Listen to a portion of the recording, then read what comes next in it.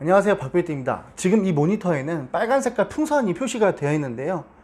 이 풍선이 가지는 의미는요, 최근 3년 동안에 강남구의 집값 상승폭이 얼마나 있었는지 금액대와 함께 색상이 표시가 되어 있습니다. 모든 분들이 알고 계실 거예요. 강남구는요, 대한민국을 대표해서 부동산 시세를 상승 주도하고 견인하는 지역입니다.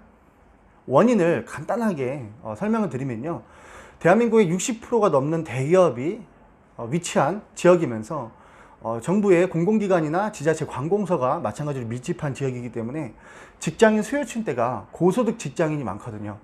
그렇다 보니까 거기에 걸맞는 학교시설이라든지 학원시설이 형성이 되어 있고, 인프라나 상업지역이 지속적으로 개발이 되고, 이런 패턴이 확장세로 이어지기 때문에 강남구가 우리나라 대표해서 시세를 견인한다라고 볼 수가 있겠습니다. 뿐만 아니라 강남구와 접근성이 좋은 동작구나 강동구, 마용성이라든지 더 나아가서는 하남이나 위례, 판교, 성남까지 강남이 오르면 연쇄적으로 오르는 게 플랜 A라고 가정을 했을 때, 지금 이 플랜 A만 안다고 해서 투자에 진입하면 추격 매수밖에 할 수가 없습니다. 여기서 조금만 그 현금 유동을 잘 파악하시는 분이라면 최근에 핫했던 수용성 지역이라든지, 이 지역도 이제 조정지역으로 묶이니까 부평, 부천, 인천, 시흥, 안산 쪽으로 비조정 지역으로 투자 금액이 많이 유동이 되고 있거든요. 제가 오늘 알려드릴 투자 방법은요, 플랜 B입니다.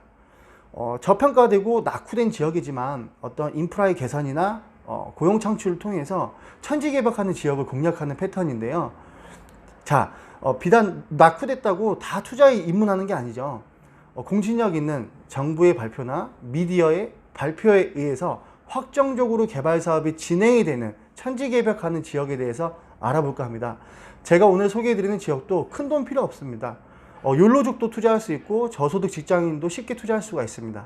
실투자 3천만 원으로 천지개벽하는 중심지인 지역에 대해서 알아볼까 합니다. 자, 비대칭적으로 불균형적으로 서울, 강남 3구만 집값이 폭등하니까 2018년도에 정부에서 균형 발전 계획을 발표합니다. 이 발표의 내용은 크게 두 가지가 있는데요.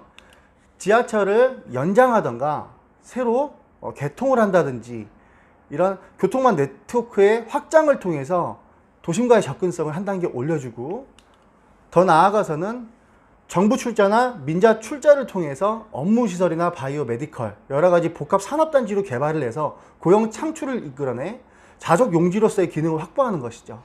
오늘 이 두 가지에 다 해당이 되는 지역이 이 창동 역세권 개발입니다. 창동역이 위치한 도봉, 상계와 노원역이 위치한 노원, 이 강북까지 이 세 개 지역들은 전형적인 베드타운이었습니다.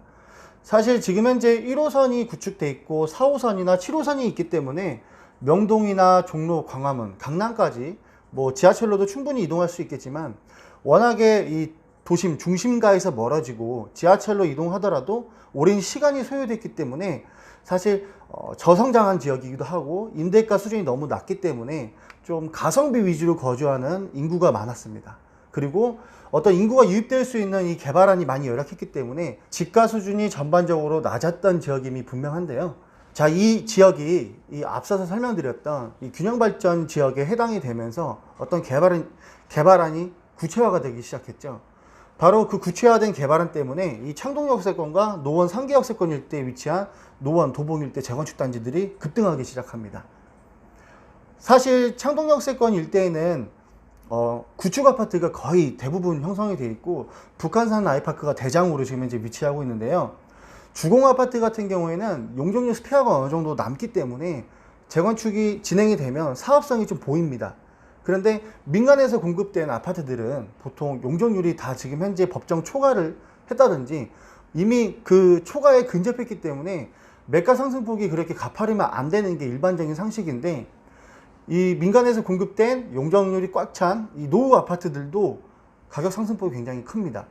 자, 그 이유가 이 창동에서 상계까지 연결되는 이 마이스 산업단지의 개발 이슈가 워낙에 크기 때문인데요.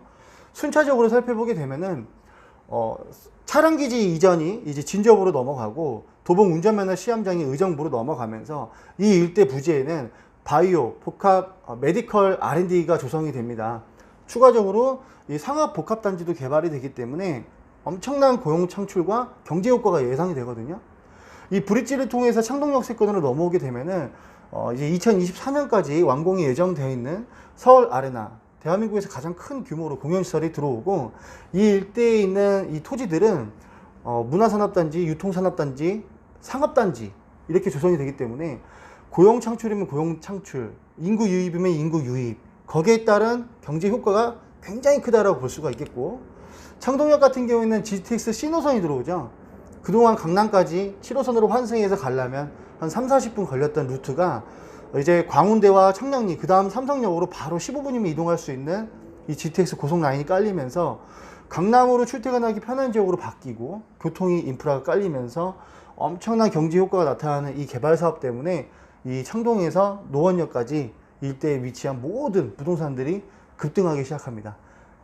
제가 왜 이 소액 투자를 추천하는지에 대해서 이유를 설명해 볼 텐데요. 창동역에서 노원역까지 이어지는 이 GTX를 포함한 이 개발 사업이 엄청나게 큰 건 알겠습니다. 그렇기 때문에 이 창동이나 노원 일대 재건축 아파트를 매입하게 되더라도, 아주 조그만 소형 평대를 매입하게 되더라도 4억에서 5억 원 정도의 자산이 필요하거든요. 그런데 이 재건축 단지들 같은 경우에는 조합이 설립되면 전매가 자유롭지 않습니다. 물론 이 지역이 천지개벽하는 건 알겠지만 이 전매 제한에서 자유로울 수는 없고, 자, 이런 개발 사업들이 장기면 장기, 단기면 단기, 빠르게는 2025년까지 GTX를 포함한 이 창동역 세권 일대 개발 사업들이 완성이 되는데, 이때 유입될 인구를 수용할 수 있는 주택 공급이 턱없이 부족하기 때문이죠. 1인 가구라든지 1인 직장인 수요는 계속적으로 늘어나는데, 주변에 노후된 재건축 아파트 아니면 좀 대형 평형대 금액대가 무거운 아파트 공급밖에 없다 보니까 낮은 금액으로 전세를 살고 월세를 살 수 있는 주택 보급량이 굉장히 열악합니다. 그래서 우리는 투자자입니다. 어차피 이 지역이 좋아질 거 안다면 많은 돈을 태워서 이 지역에 진입하는 것도 뭐 좋은 방법이라면 좋은 방법이 될 수 있지만, 더 적은 자본 가지고 더 단기에 큰 수익을 영위할 수 있는 소액 투자 부동산 추천해 드리겠습니다.